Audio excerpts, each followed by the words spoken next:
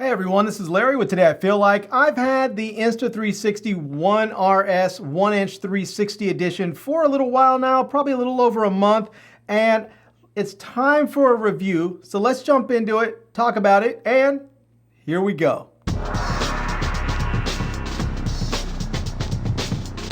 All right, let's go ahead and just talk about some of the highlights of the specs of this camera, and then I will tell you what I like and don't like about it. Now, first off, this is a dual 1-inch sensor camera, which means it has two 1-inch sensors inside of it, and it shoots up to 6K resolution in video and 21 megapixels for stills. This is a modular camera with a user replaceable battery, so you can continue to shoot all day and all night as long as you have fresh batteries. It is a 360 camera, so there's a lens on both sides, and it is a little bit bigger and a little bit heavier than other Insta360 consumer cameras like the One X2. And that's pretty much it as far as the key specs. So let's go ahead now and talk about what I like and what I dislike about this camera. Now, the next thing that I like about this camera is the low light performance. Because of the dual 1-inch sensors, you get really good low light performance. Now, when I think about low light performance, I'm not talking about shooting at night because I rarely do that. But when I'm vlogging, I could be anywhere. I can go inside of an office building, I can go inside of a museum, I can even find myself walking around a dimly lit parking lot, and in those cases, you may look and think like there's plenty of light here, but there's really not. And so that's when having those dual 1-inch sensors, those larger sensors, are really going to give you better low light performance. Now, another thing that I like about this camera is the screen. The screen makes it very easy to navigate through the menus and select the modes and change settings that you want to change. I also like the nice big buttons on the side of the camera. It makes it very easy to use this camera without having to fiddle around, making sure that you're pushing the right buttons. And also, because the buttons are nice and big and tactile, it makes it easy to use this camera if you're wearing gloves. Now, that's perfect because wintertime is coming, and the last thing you want to have to do is take your gloves off just to push a button on your camera. Now, the last thing that I want to mention that I like about this camera is, well, the fact that it takes 21 megapixel stills. Now, this is fantastic because if you are under good lighting conditions, the photos that come off of this camera look amazing. They're fun to use, they look fantastic, the colors are nice and vibrant, and I really enjoy them. Even when you're under more challenging lighting conditions, because of the 1-inch sensors on here and that Leica glass, you're really going to have images that still look good and are very shareable on social media, which is the way most of us are sharing our photos anyway. Now, on to the bad.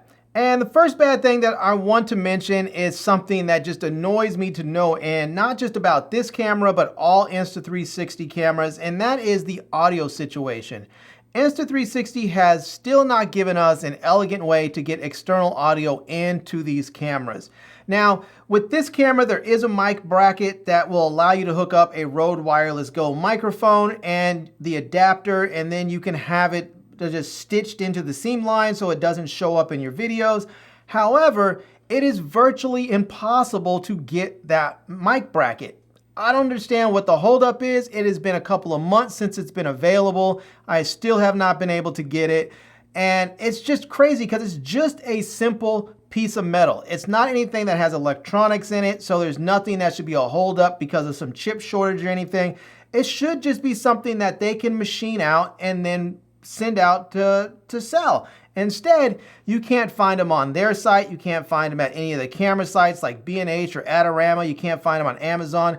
They're just completely sold out or non-existent everywhere, and you really can't use your external mic with this camera without it because otherwise it's going to be seen in the frame when you stitch your video. So the audio situation is really, really pretty bad and they need to fix it. What I'd really like to see them do is build the wireless microphone receiver into the core of this or into the battery so that we can then have a microphone that automatically connects to that wireless receiver and we don't have to worry about stitching anything out because it's already part of the camera.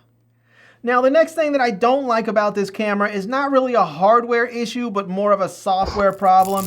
And that is some of the coolest effects that you can do with your footage only can be done in the Insta360 mobile app. And you can only output from that mobile app at 1080p. So if you do something like flash dash or you change the sky or something like that, you can only output at 1080p. They don't have these special effects available on their desktop app for some reason. I don't know. And with the mobile app, you can only output at 1080p. I would really like it if they added all those special effects into the desktop app, or at the very least, allow us to output at 4K from the mobile app.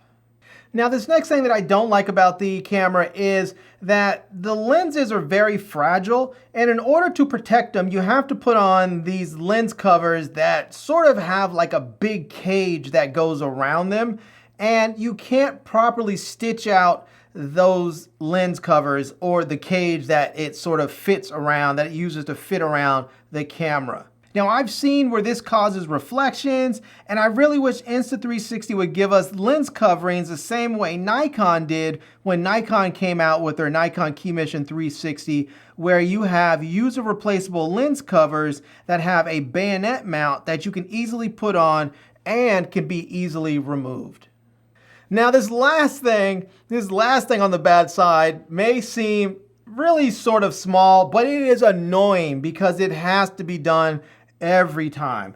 And that is, in order to access the memory card, you have to take this whole doggone camera apart. You have to take the lens apart, then you have to take the core off, and then from there, you can go ahead and access the memory from the bottom of the core. So you have to take this whole system apart before you can actually access the memory card. I don't know why Insta360 didn't put the memory card on the side of the core so that you can easily just lift up a door and access the memory card and then go ahead and take it out, use it, access it, download your footage, and put the memory card right back in. But instead, you have to disassemble this whole kit, and then when you're done, put the memory card back in, and then you have to put it all back together again. It just doesn't make a lot of sense that we have to do that every single time. Now, that may seem like a lot of bad things about this camera that I don't like. However, this is my favorite Insta360 camera to date. It has excellent image quality and it's just as easy to use as their other consumer grade 360 cameras. Now, I still have a problem with the fact that Insta360 is not making the accessories for this camera or the camera available in a timely manner. I mean, it has been weeks, if not months already, where I have been unable to get the mic bracket or an extra battery. And if you even want this camera, you can't even find the camera anywhere as of the filming of this review. It's still showing up on B&H and Adorama as pre-order. It's out of stock on Insta360's own website. Amazon doesn't have it unless you buy it from a third-party person who's charging you a crazy, a crazy fee or, upsale or whatever you want to call it. They're charging you extra money beyond what the suggested retail price is because they know they can, because they're not available anywhere. And the crazy thing is, Insta360 just put out a new camera like 2 days ago, the X3. I don't understand why they're putting out new cameras when they haven't been able to even provide us with the one that they put out just before that. So, yeah. But I still like it. I still recommend it if you can get your hands on one. But good luck doing that. So anyways, there you have it. I'm going to leave a link to this camera down below in the video description. I'm also going to leave a link to my Amazon page and my social media contacts so you can reach me elsewhere. And I hope you enjoyed seeing this video. If you did, please give it a big thumbs up. And please subscribe to this channel. And follow me on Instagram. And I am Larry with Today I Feel Like. Thanks for coming back to see me. Come back and see me soon. And until next time, love, peace, and air grease. Peace.